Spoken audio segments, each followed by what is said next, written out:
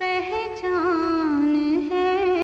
तो स्वर कोकिला लता मंगेशकर नहीं रही और अभी इस वक्त नितिन गडकरी केंद्रीय मंत्री बोल रहे हैं, सुनते क्या कह रहे हैं। छत्रपती शिवाजी महाराज, स्वातंत्र्यवीर सावरकर या सगळ्यांच्या साहित्याशी, इतिहासाशी त्यांचा जिवंत संबंध होता आणि आमच्या सगळ्यांशी त्यांचा जिव्हाळ्याचा संबंध होता. त्यामुळे एक आधार आमचा सगळा गेलेला आहे. त्यांच्या परिवाराही खूप मोठा आघात झालेला आहे. परमेश्वर हे दुःख सहन करण्याची ताकद त्यांच्या परिवाराला देव ही ईश्वरचरणी प्रार्थना. आपल्यासोबतची एखादी आठवण लता दीदींनी ज्यावेळी वरळी बांद्रा सीलिंग प्रोजेक्टचं भूमिपूजन झालं होतं, स्वर्गीय बाळासाहेब ठाकरे, प्रमोद महाजन त्यावेळी उपस्थित होते. त्यावेळी सावरकरांचं जे गीत होतं, सागरा प्राण तळमळला, ते गीत त्या ठिकाणी हृदयनाथ मंगेशकर आणि मंगेशकर परिवारांनी गायलं होतं. त्यावेळी लता मंगेशकरांनी त्याबद्दल खूप आनंद व्यक्त केला होता, कारण स्वातंत्र्यवीर सावरकरांच्या प्रति त्यांच्या मनात असीम श्रद्धा होती. स्वर्गीय लता मंगेशकर जी हमारे देश के संगीत युग का एक इतिहास था.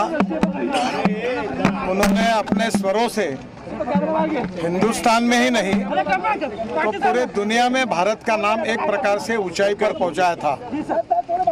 अनेक भाषाओं में उन्होंने गाने गाए हैं और विश्व का रिकॉर्ड उन्होंने पूरा एक प्रकार से विश्व का रिकॉर्ड तोड़ा है. मेरे और उनके परिवार के और उनसे व्यक्तिगत रूप से स्नेह था. उनका बहुत प्रेम था हम सब के प्रति और उनके जाने से देश की भी हानि हुई है, संगीत क्षेत्र की भी हानि हुई है और पूरे विश्व में हमारे हिंदुस्तान को एक सम्मान प्रतिष्ठा देने वाली ऐसी वो गायिका थी. महाराष्ट्र के लिए, हमारे मुंबई के लिए, गोवा के लिए और पूरी तरह एक प्रकार से यहाँ के संस्कृति के साथ वो जुड़ी हुई थी. उनका जाना ये हमारे पूरे देश के ऊपर एक बहुत बड़ा आघात है. आज वो हमारे बीच में नहीं है, पर उनके स्वर, उनका संगीत, उनके गीत आगे भी भविष्य में ऐसी पीढ़ियों से पीढ़ियों तक हम लोग सुनते रहेंगे. तो भारत रत्न लता मंगेशकर आज हमारे बीच नहीं रही. उनका निधन हो गया. काफ़ी लंबे समय से वो कोरोना से संक्रमित थी. लगातार पूरा देश, पूरी दुनिया उनके लिए दुआ कर रहा था. ये भगवान से प्रार्थना कर रहा था कि वो जल्द स्वस्थ हो जाए, लेकिन ऐसा नहीं हुआ. 92 साल की उम्र में वो हमें छोड़कर चली गई हैं. उनकी आवाज़ के दीवानी पूरी दुनिया है. इतना ही नहीं, देखिए 6 दशकों से ज़्यादा भारतीय सिनेमा को अपनी आवाज़ उन्होंने दी. और इतना ही नहीं, लगातार किस तरीके से उनका जीवन संघर्ष से भरा रहा.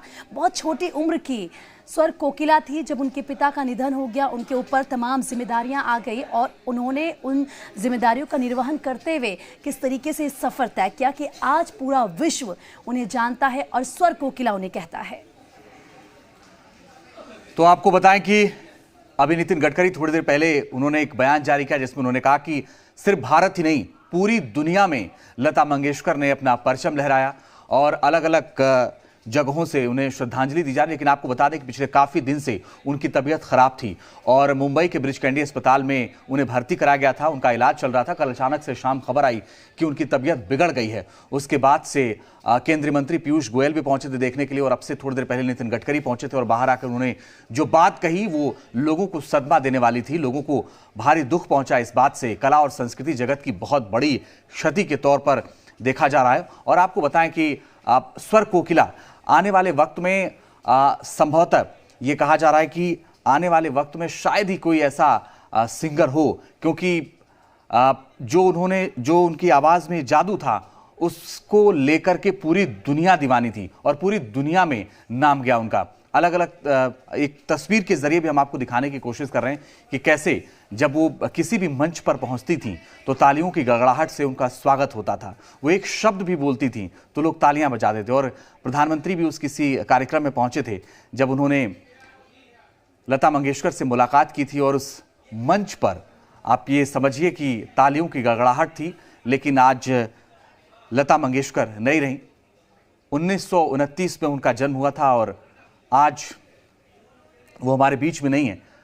आपको बताएं कि 8 जनवरी से लगातार उनका अस्पताल में इलाज चल रहा था. मुंबई के ब्रिच कैंडी अस्पताल में कल अचानक से उनकी तबीयत बिगड़ गई थी. हजारों गाने गाए हैं और एक से एक गाने. कोई भी फिल्म उनके बिना, उनके गाने के बिना अधूरी होती थी. एक समय में कहा जाता था कि फिल्मों के चलने की गारंटी तभी है जब उसमें लता मंगेशकर के गाए हुए गाने हों, और वो हमने फिल्म दर फिल्म देखा। कई दशकों तक उन्होंने आवाज़ का जादू बिखेरा।